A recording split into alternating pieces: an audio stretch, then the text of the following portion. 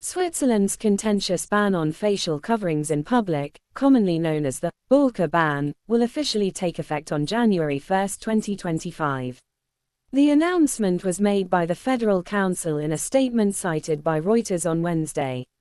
Violators of the law could face fines of up to 1,000 Swiss francs, approximately $1,144.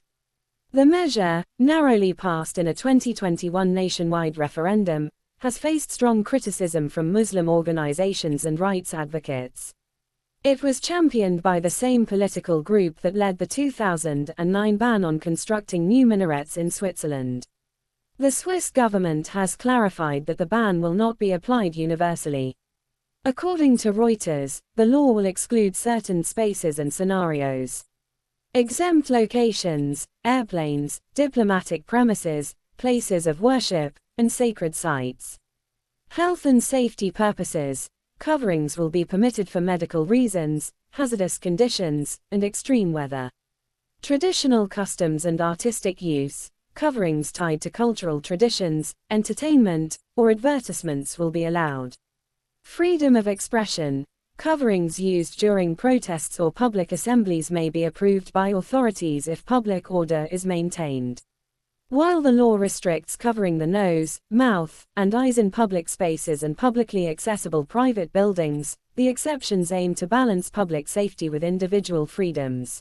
If these women chose to wear this face veil out of conviction of faith, and there is part of their identity, and no one is forcing them to wear it, why is it oppressive? I have been encouraged by my family to do so, but as I grew older, I felt it's part of my identity. And I felt it's my freedom to wear one. And right now, if I want to take it off, I could take it off, but I don't want to. I feel it's made me, it's part of me. When you integrate with the society, that means you're an active citizen and you're participating in public life.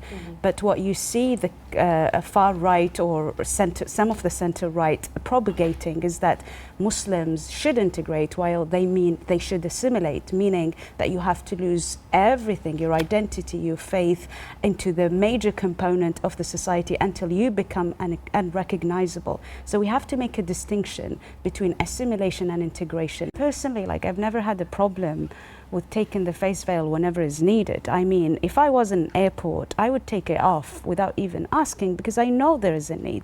If there's a deaf person who I had to communicate with them and my lip movement is absolutely vital, I personally don't have a problem with that to take it off.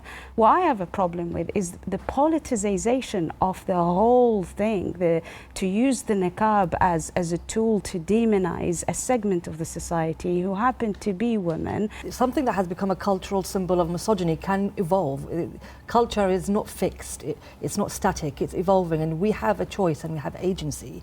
And what I find really interesting is that we're constantly searching and asking people to justify their choices, whether it's religious or not religious, whether it's in the Quran or whether it's not in the Quran. It is beside the point. Exactly. What is important is that a middle-class white man with power and who's completely out of touch with society has chosen to make sure that he gets his populist kind of following through attacking the most vulnerable. Exactly. We're not talking about Brexit, we're not talking about the meltdown of the political situation in the Conservative Party or in politics in general. We're not talking about the economy, but we've chosen to talk about women, a minority of women who are very active in society but choose to wear different forms of clothing. What's that got to do with him?